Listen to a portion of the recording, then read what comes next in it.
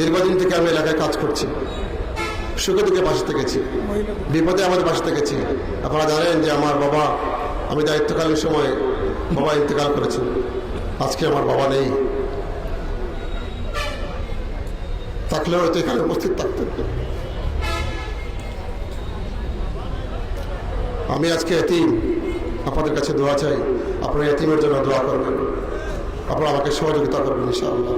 এবং আমি আশ্বস্ত করতে চাই, যদি আমার বাবার যে আদর্শ, সাহেব ফুলতুল রহমতুল্লাহ যে আদর্শ, ইনশাআল্লাহ সেই আদর্শের বাইরে এক চলে যাবো না ইনশাআল্লাহ।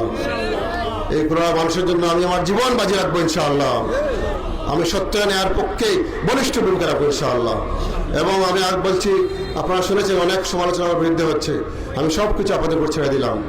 সকল সমালোচনা যেমন আপনারা 12 তারিখ দেবেন ইনশাআল্লাহ। সমালোচনা করে অসুবিধা কিছু নেই ইনশাআল্লাহ। আপনারা আমাদের দোয়া করবেন, সহযোগিতা করবেন। 12 তারিখ আপনারা কাপ্পির থেকে, শুধু আপনারা নয়, আপনারা আমার যারা মা বোন যারা আছেন সবাইকে নিয়ে সকাল সকাল আপনারা কাপ্পির থেকে ইনশাআল্লাহ ভোট দিবেন।